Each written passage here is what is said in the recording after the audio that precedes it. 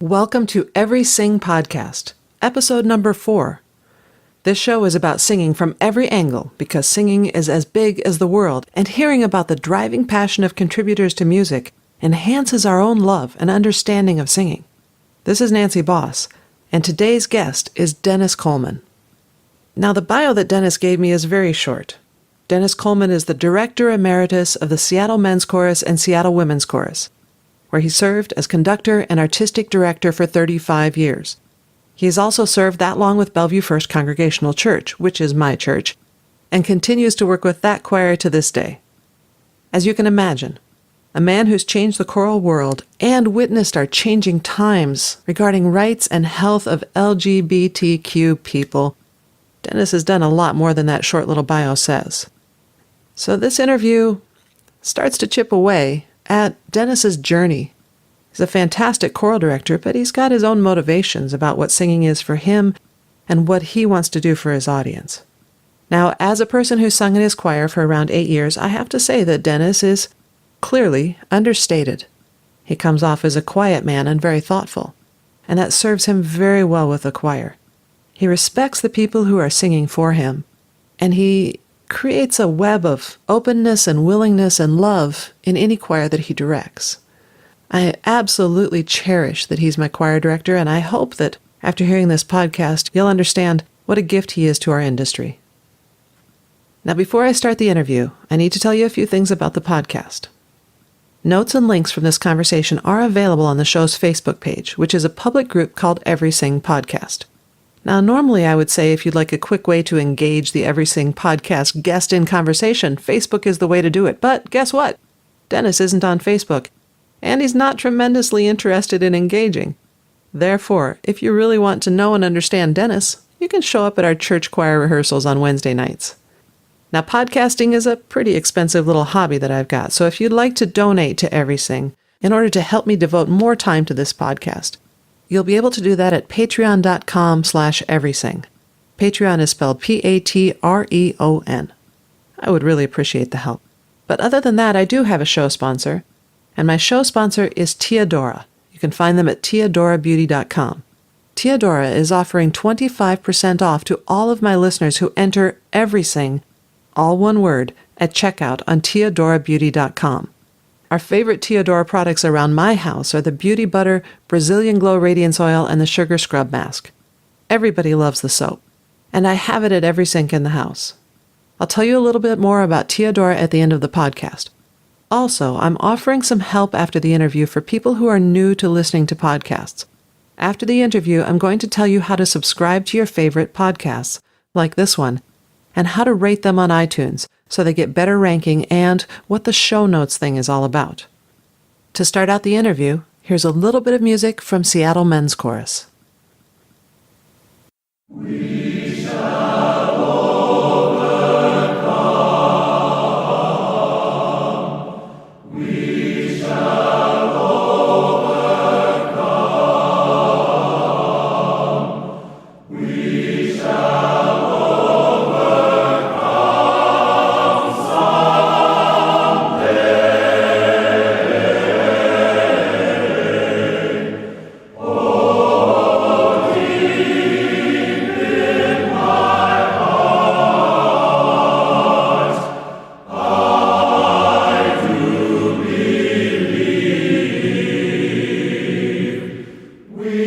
shall overcome. We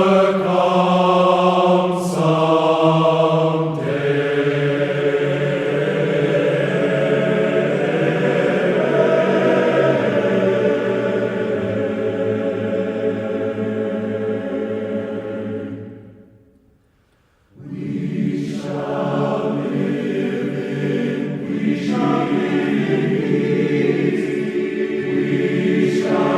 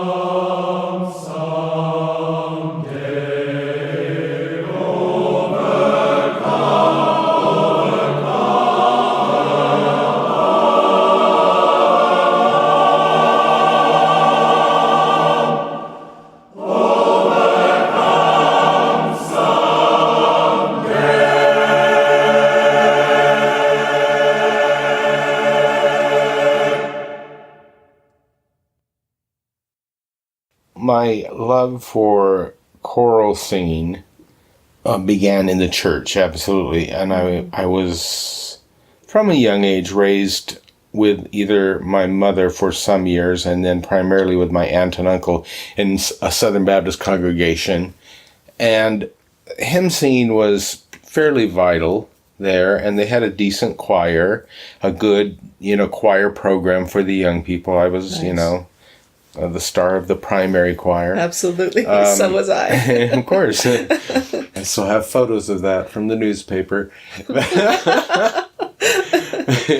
But what town was this? Klamath Falls, Oregon. Klamath Falls. That can't have been very big in that day and age. Well, it was big. It's bigger than you think. It was, 16,000 in the city limits. And for instance, my high school had a huge number of kids in it, and the music department had 3 large rehearsal suites, plus practice rooms and offices for the staff. Wow. There was a choir director, an assistant choir director, there was a band director, an assistant band director, and there was a string specialist in our high school. And so we had, all the various choirs. Back then it was madrigal and the freshman choir, the girls' choir. The madrigals were the pop group, if you wanted to call them that. What? Wait a minute, madrigals were pop groups? Madrigals for the pop group. Oh, yeah. Okay. And then you had the concert choir, the a cappella choir, and we had a full orchestra. We had 2 full bands. We did Messiah each Christmas with orchestra. And the high school did? Yeah. Wow, yeah. That is so ambitious. So even though it was a small town, there was lots of musical training there. Yeah, really special opportunities while you were there. I got good training as an accompanist. That's all I really did. I didn't sing through high school at all. But I got good at accompanying, at improvisation, and I found the greatest acceptance in the church, where improvisational playing on hymns and things was, should and did come naturally. Yeah, almost mandatory in the church that you were raised in. Yeah, and you learned from listening. And so that way you were able to, of course, you were studying how to read music and music theory, but hand in hand you got to do improvisation. And for a lot of people, those two things are separated. I wasn't studying music theory. I was a natural at the keyboard. I never had really good teachers who made me do fingering and scales and that kind of stuff, or harmony or any of that. To back up now a little bit, my love for choral music in particular, for the human voice and choral music, came through 2 or 3 recordings. My father bought Messiah, the old Sir Thomas Beecham. It's when it was massive forces, and so I got that. It was, I believe, 478 discs, and listened to it pretty much day and night. And then I got turned on to Robert Shaw and his recordings with the Robert Shaw Chorale. And that's where I really began to listen for detailed choral singing. And while I didn't understand what was going on about vowel placement and tuning and, blend and so many things that I understand now, I got that ear for it right then. And then I learned how to do it in years to come. What age do you think you were when choral music first got your attention? Junior high. Wow. Junior high, early high school. Pretty uncommon. Yeah. Yeah. And then I played for the choir, all through, for all the choirs.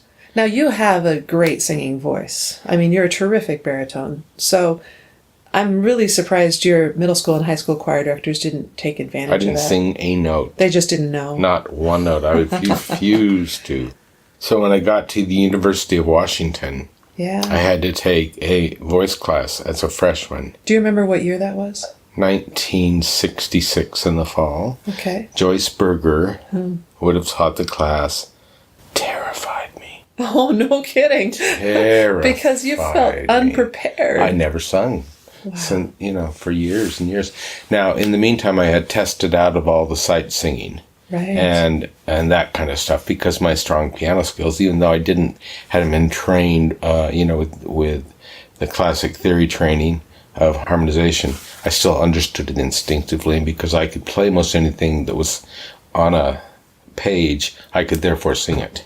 Of course. Yeah. It just worked in your brain. But having to stand and sing a song is another matter totally.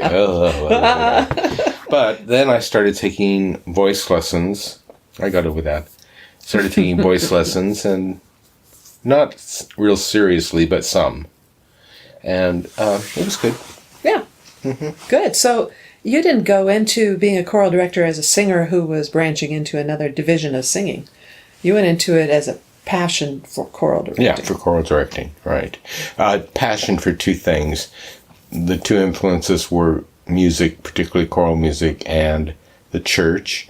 And my belief system was that music was a tool to use to move people from one place to another, hopefully in a good direction, and we would call it an evangelistic tool. So I really saw almost everything I did musically, or at least in the church level, I would see it as, means of reaching out and trying to, affect people. Now, at school, it wasn't quite that way, but I was still, tied into the choral music and that sort of thing. But so as I grew up, it was my love for choral music, plus my love for using music and my deep understanding of it, for using music to move people. Those two elements. To move them to a new state. Whatever Absolutely. That might be. I think that's still true for you. You're talking like it was past tense, but I feel like that's driving More you. so every day. More so every day. Like I was thinking about our trip to Romania. It's coming up here in a year. I'm going to do once a month or so, or every 6 weeks, something, put something into our repertoire that is wordless, or such a word that is such a text or something that's universally understood. Right. And I'm thinking of things like, that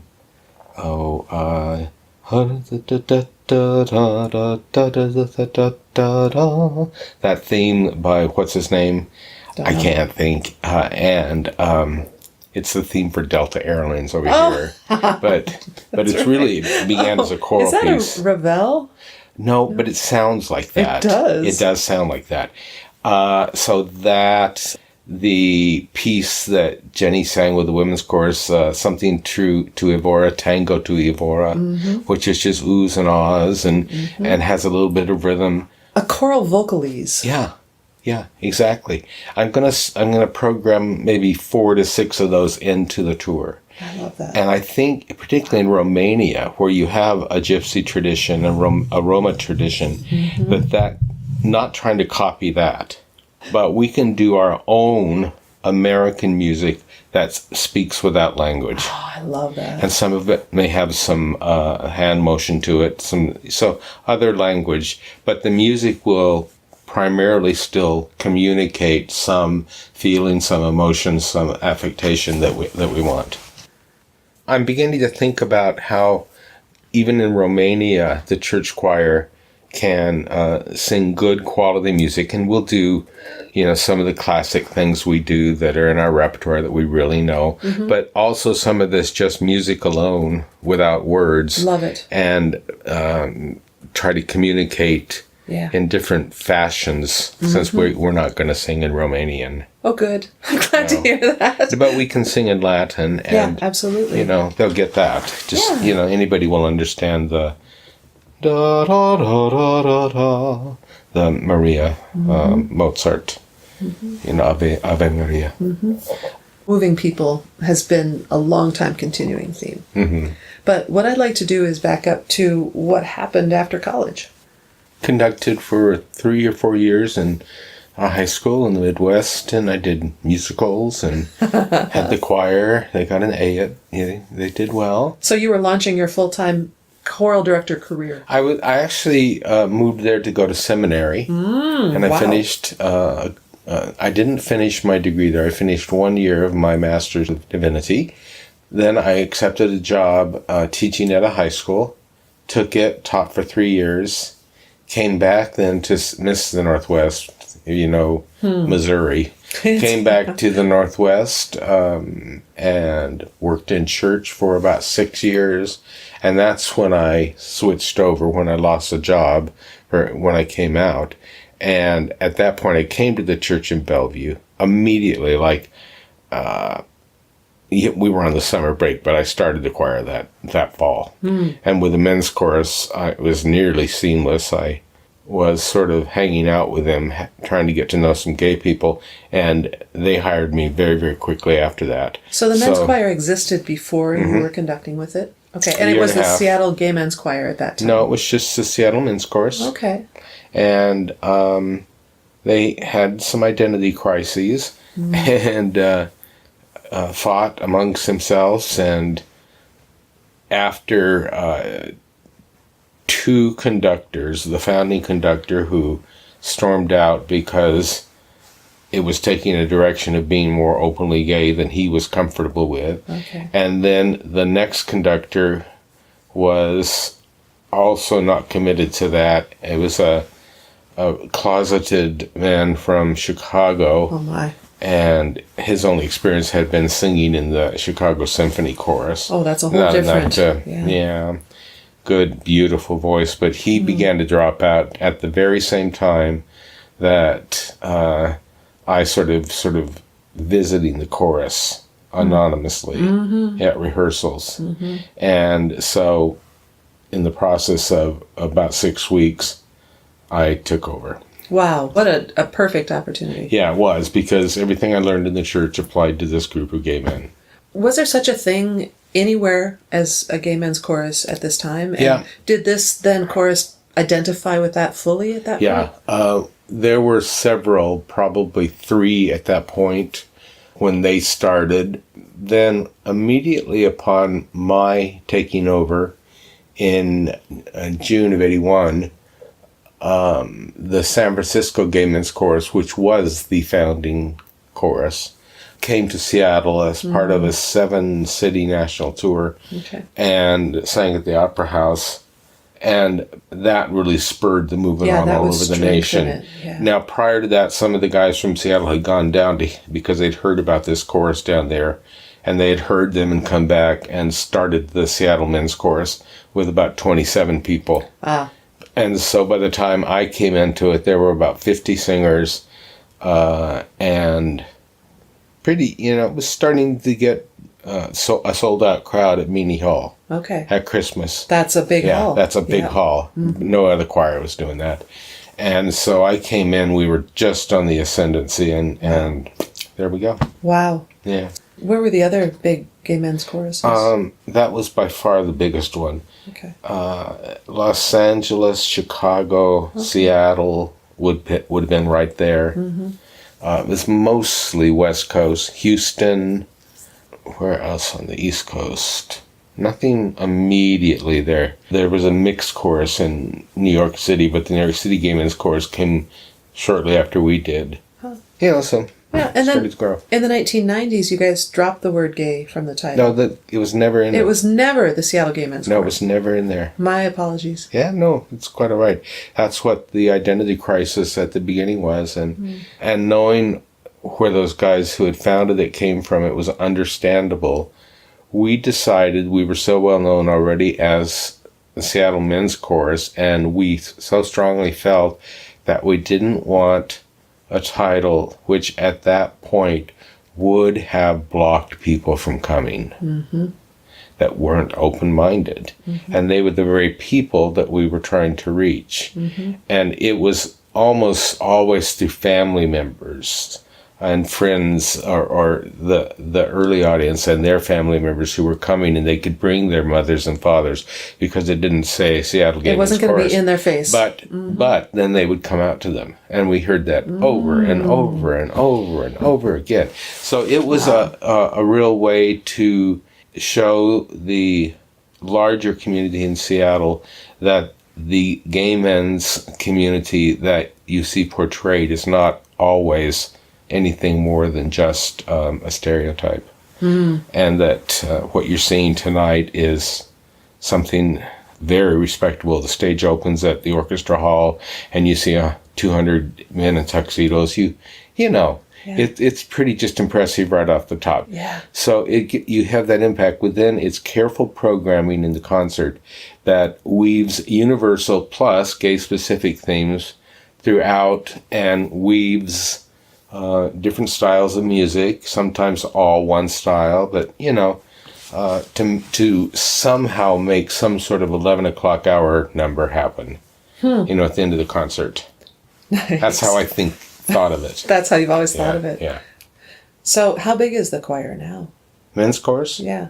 Oh, I imagine they have 250, 260 singers. That's a good size. It's just... That pretty much maxes out most stages. It does. It's hard to get much bigger than that. And by the time they get to Christmas, it's usually down to 220 or something. Okay. It just self-selects. Yeah. Or it can be bigger than 220.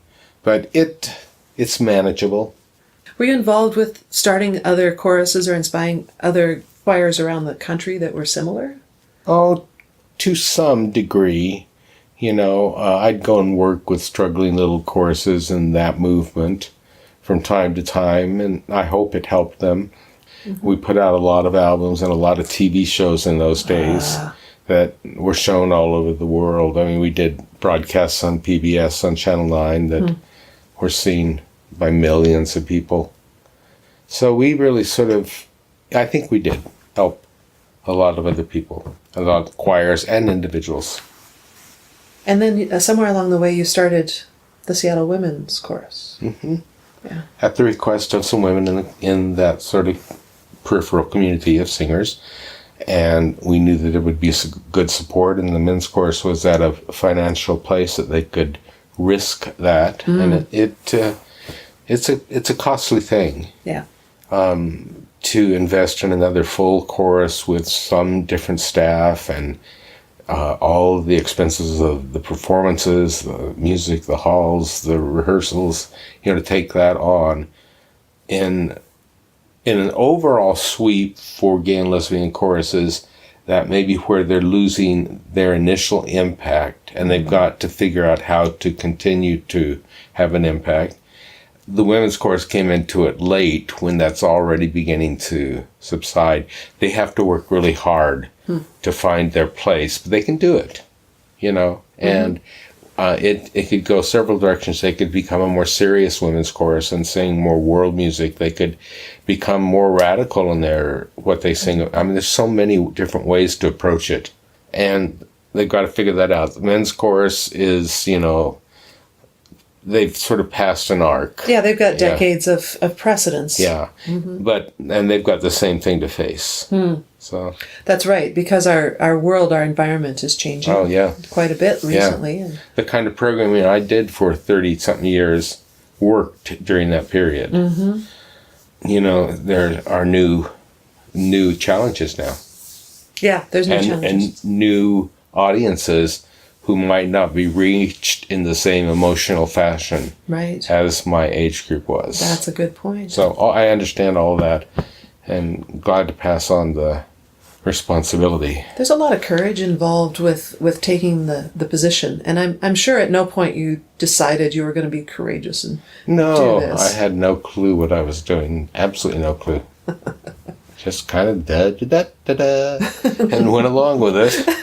I did. I'm not really joking. Maybe you were led. I have no doubt about that as well. I was exactly where I was supposed to be at that point, and it's worked out nicely. And now I'm where I need to be, too. And where is that? The church. Yeah. Love it. Yeah. The choral director seems to have a relationship with a choir, with a body. How's that work? I'm basically an introvert. And talking with people on a one-to-one basis kind of saps me. You know, it's not what I just like to do naturally or anything. I've been in a position where I've had to do a fair amount of it. But when I go in front of a group where I have that sort of, that image, that position, that title, whatever it is, I can just slip into that and kind of turn on. But that's not my normal personality necessarily. So I don't know where I learned that, to have a charisma, but I did learn it somewhere, or else it came naturally, and I've been very lucky to have that, because a lot of my skills are very weak, discipline and various things like that. I just don't care about that kind of stuff that much. As long as we get the work done and we sing at a high level, let's have fun along the way. It's my attitude. And so, I'm not disciplined in that sense, and never went into the college route, the university conducting route, because it bores me to think about that. Ugh. Yeah. Yeah. I am finding some kind of newfound pleasure in singing lately, because I haven't sung solo work except for maybe once every 2 years at the church. Mm-hmm. I do something. Right. And I don't practice. I was say, how do you keep your voice in shape? Because you're not really singing in choral rehearsals either. Right? I sing too much in choral rehearsals. Okay. But I do sing there to demonstrate. And I have a real, a better instinctive understanding of vowel placement and intonation and all that business than I have, let's say, like you have, of technical understanding. Book knowledge of it. Book knowledge. But I can immediately know how to adjust that in such a way to get it in tune and to get the choir unified. Mm-hmm. And so I oftentimes model that. And that certainly helps, because I don't have to think that much anymore about placement when I sing myself. Mm-hmm. It's usually just there automatically, as you understand. Mm-hmm. So, yeah. And I think that an awful lot of the men, especially in our choir, they're going to learn auditorially, or they have a very similar voice type to you, and so that modeling just gets them right there. They don't have to try anymore. They just hear it and understand. I hope that works. I think it should work. Especially specifically in tuning. Mm-hmm. The placement of the tongue, all this business. Yes. That's really key. And if you got all nerdy and was like, well, you need to lift your zygomatic arch and your soft palate. Yeah, I don't even understand that, let alone try to teach it. Beautiful. And it just tends to wrap people's brains around things that are a waste of time. But for some people, that's how you teach them. It is. That's how why I used to send people to Charles Peterson. I'd have these students who were really stellar and who have gone on to win Tonys. Neat. Stuff, especially through my work at Roosevelt High School. Oh, you have to tell me a little bit about that. I've always meant to ask you about that. So. And so I'd pass them on to Charles, and he'd work with them more specifically. Fantastic. And all that technique stuff that I didn't begin to understand. And I wasn't that good at that point in the real understanding. That was taught to me by more by Vance George and the San Francisco Symphony. Mm-hmm. But yeah, I did probably 15 years of being the specialist they would bring in to work on musical theater. For like 3 months a year? Okay. Yeah, about 3 months. Okay. And I would basically train the choir, which was pretty much the entire cast of the musical would have maybe 80 kids in it. Wow. It was a big program. Cool. And so I'd train the choir for 1 hour, and then I'd go off into practice rooms with this trio or that soloist or something, and just teach them their...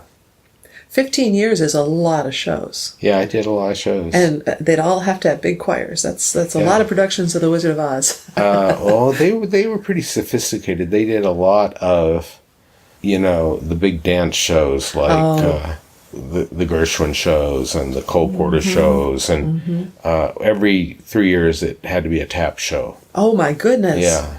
And they were really good and were recognized nationally, and I went twice with them to the Edinburgh Festival, the Fringe Festival, where they performed. One time, did a couple performances, but the other time they performed every night for 2 weeks in a theater. Wow. That sort of thing. So I've been to the Fringe Festival about 3 years ago. That is one strange event. But I guess if you're taking a big choir of high school kids, you're going to really nail down a contracted place that you're going to be. Yeah, it was. Yeah. We were part of the Fringe Festival. Yeah. We were an official part of it. An official part of it. Yeah. Tickets were sold and all that. Yeah.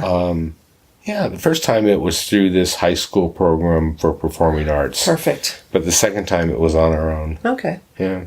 So that was kind of fun. What a way for those kids to see the world. Oh, no kidding. And they saw the world. All the world comes to the French Festival. Yeah, in every form. Boy. Yeah, they had to have, the kids had to understand what they were getting into, and the That's right. parents had to understand, and the chaperones had to understand. And they all still went anyhow. And so I had most of my days totally free. Once in a great while, there'd be some little flash performance somewhere. But I bought a 2-week pass for the bus system. And I just rode around Edinburgh. You've worked with some of the big stars in choral directing. A few. And of course, big stars in the entertainment industry through the Seattle Men's Chorus. Well, working with Robert Shaw, the great American choral director, was where I got most technique. And I didn't work with him individually, but in a choir of choral directors who worked under him every day for 2 weeks, and then did a concert at Lincoln Center and at Yale. It's a wonderful program that he used to do, and they still continue with other choirs. But that taught me technique a lot. The other person who just really inspired me was Vance George, San Francisco Symphony Chorus, who's one of my closest friends in the choral world.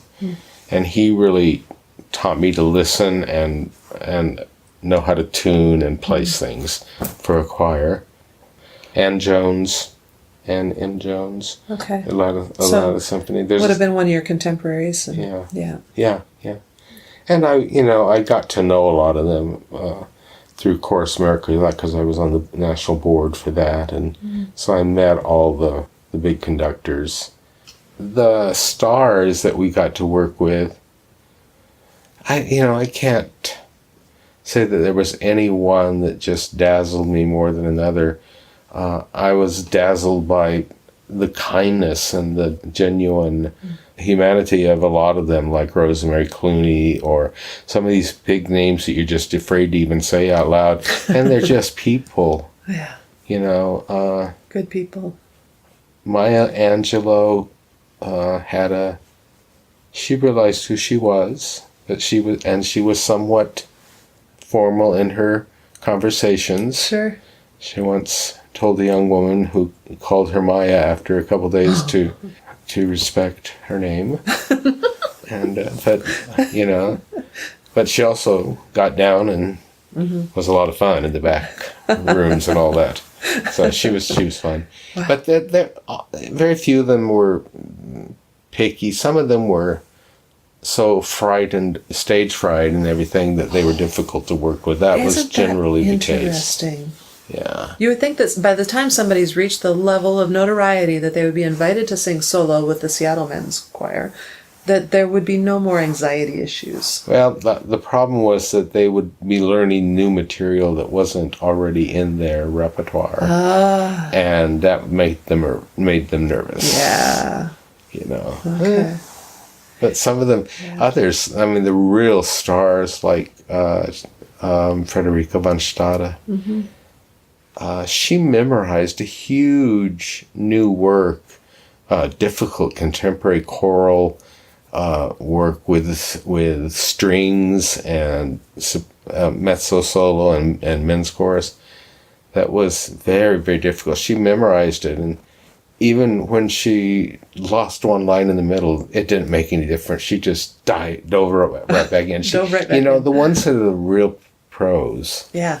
They've made all the mistakes already. They know how to bounce back. Oh, for heaven's sakes. Yeah.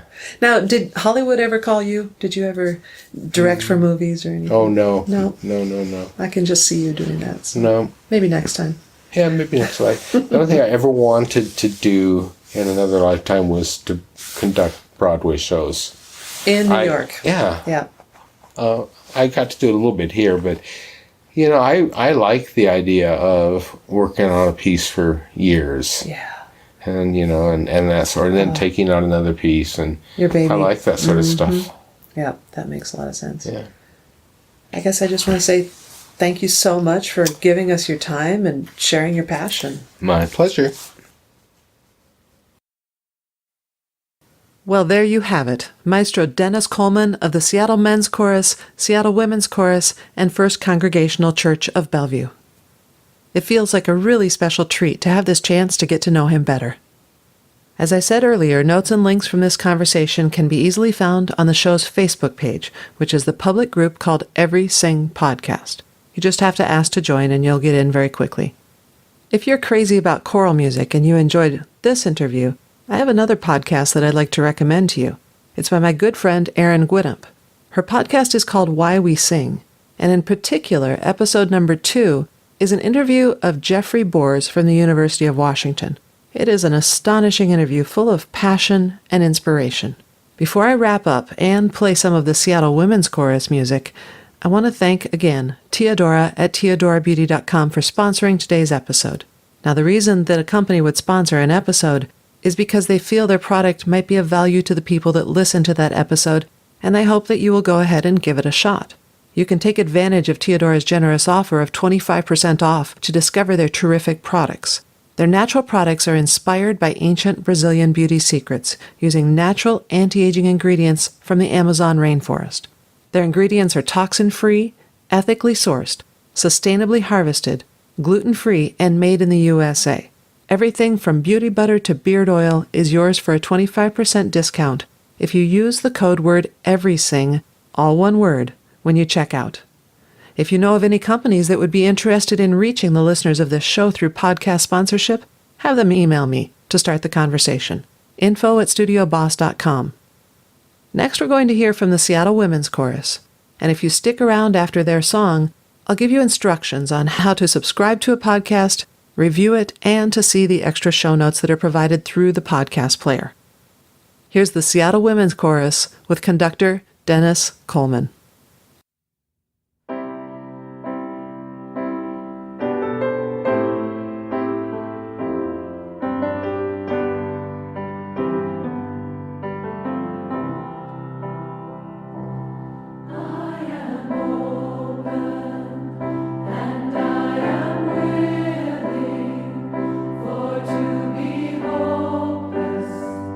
Would seem so strange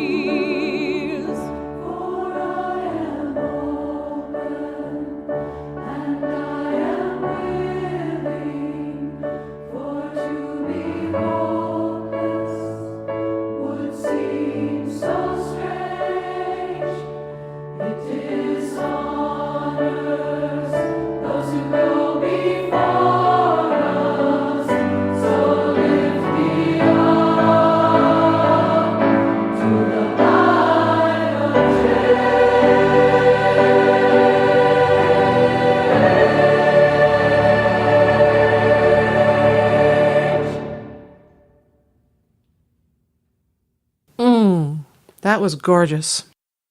So, about how to subscribe to a podcast, comment, review, that sort of thing. First thing is how to subscribe if you're on your phone. If you aren't already listening through the podcast app on your phone, first open the podcast app and search for Every Sing, 2 words, or Nancy Boss, 1 S. Once you're on the show's page, you'll see a button on the right that says, or is it the left? You'll see a button that says subscribe. Tap that and you are all set. You'll get every episode downloaded to your phone every time it comes out. If you're listening on your computer, open up iTunes and click on the iTunes Store at the top of the screen. On the right-hand side of the iTunes Store, click the arrow next to Music, and then select Podcasts.